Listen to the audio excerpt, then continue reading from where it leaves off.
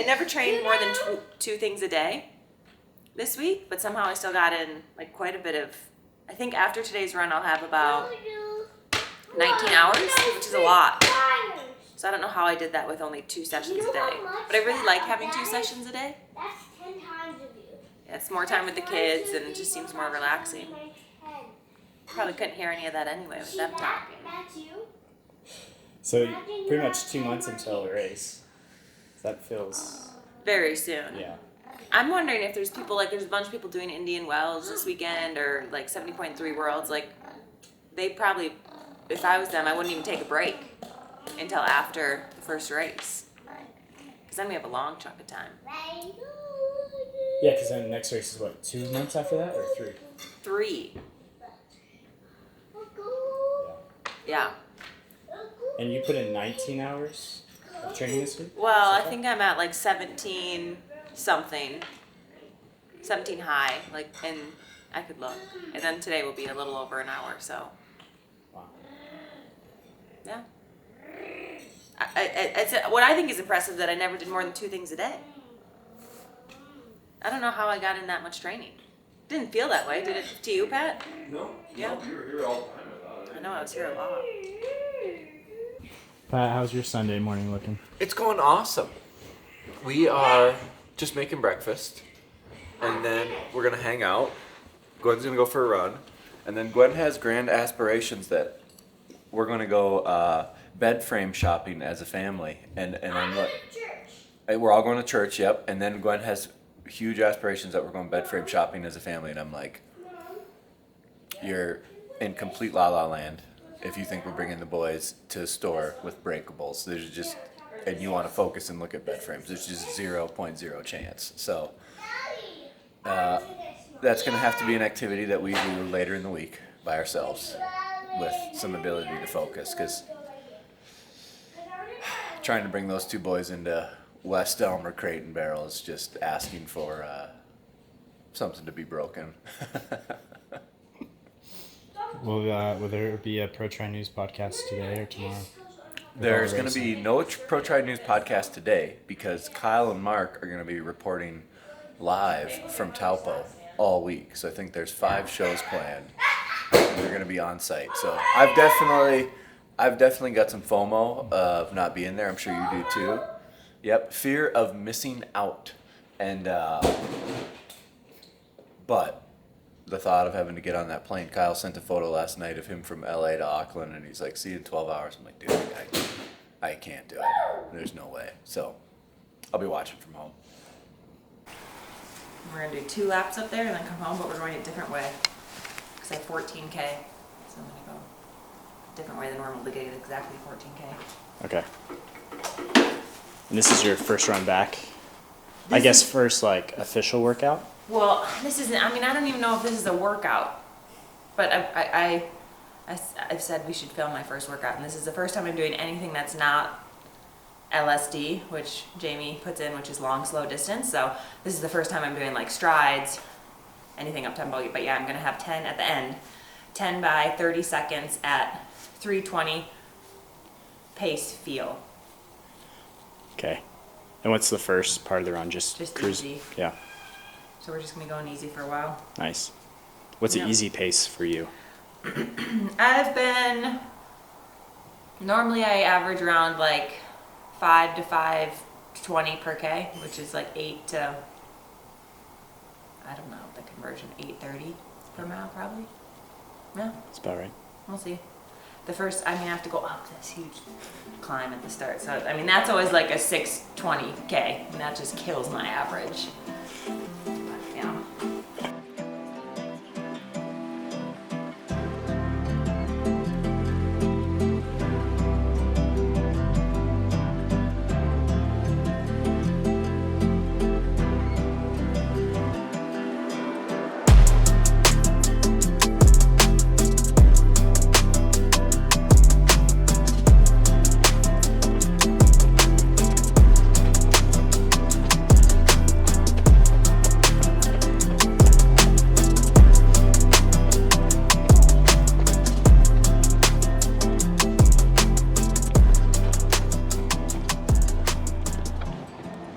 That feel good? No, so horrible. I was thankful I had a cross-tail wind. Just like, it's hard to get full range of motion when you haven't done it in so long. Yeah. What's your rest in between? 2 minutes. In the season, does the rest go down more and more, or did you kind of? Usually the rest will stay the same and the interval gets longer and longer. Yeah. You know, like when I do 1K repeats, a lot of times it's equal rest, equal running. So you run for 3 minutes, you get rest for 3 minutes. Yeah.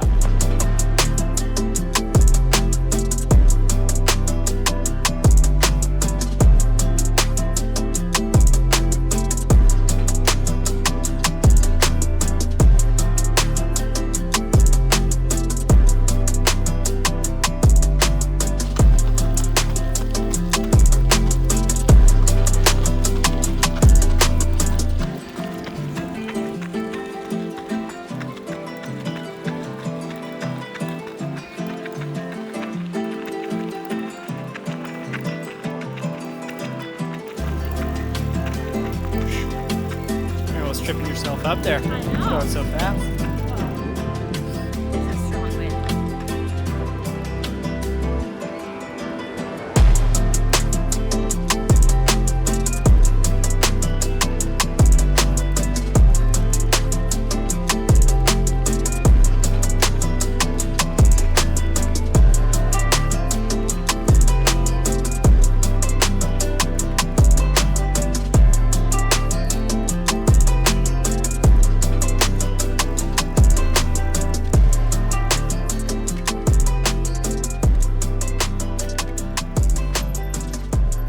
Yeah, run is done. It was interesting because it started out not windy and the second lap was very windy.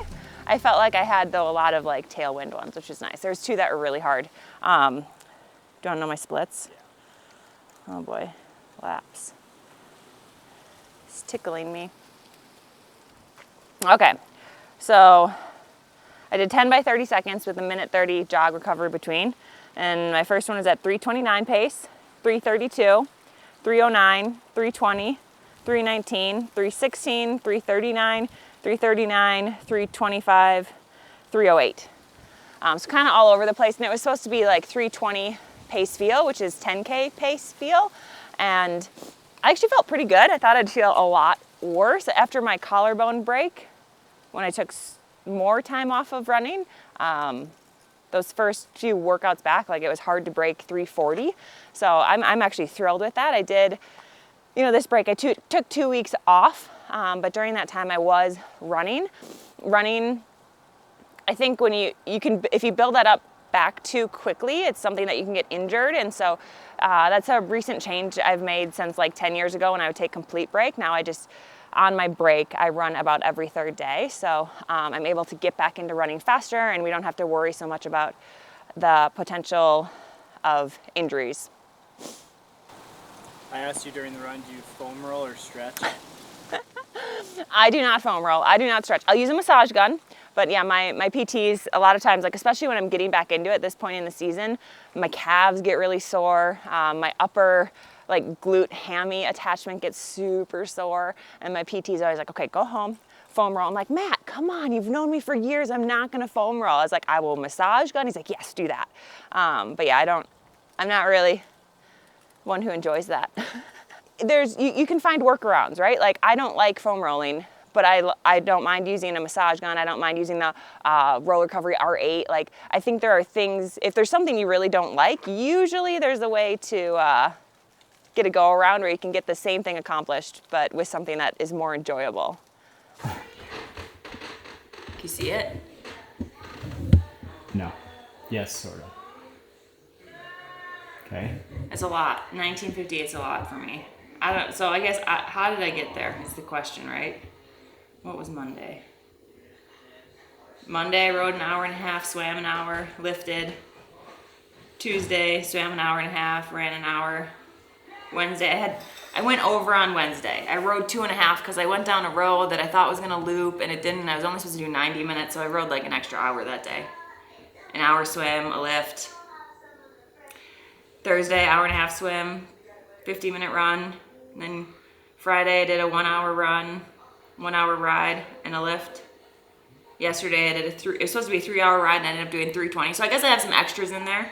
And then I did an hour 15 swim. And then today I ran an hour 10. And that's 19:58. It's quite a lot.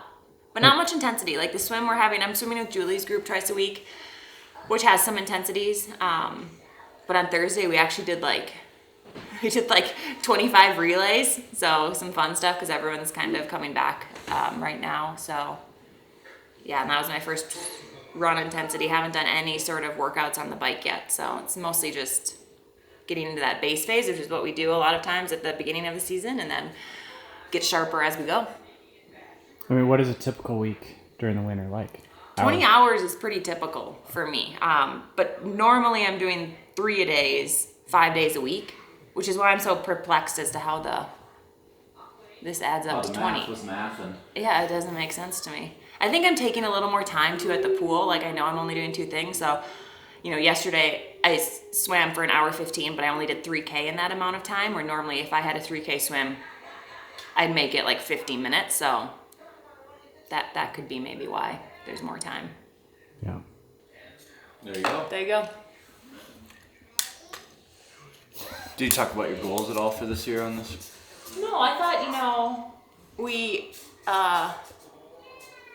we could do a whole episode. I could talk about goals, or we could do a whole episode on it. Right now, Pat's whiteboard, I've overtaken it, and it's this, is it a Venn diagram? What's the 3 circles? Yep. Is that what it's called? And it's just all about, I'm trying to make my mission statement, so I'm just writing a bunch of words up on the board, and then I'm going to take that and kind of narrow it down into what's really important, and yeah.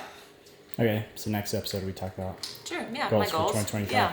Yeah, and how I make them, and yeah. Cool. Can you say subscribe? Clyde. Say please subscribe, thank you. Pig Clyde. Thank you. Bye-bye. Bye. Oh. Have fun.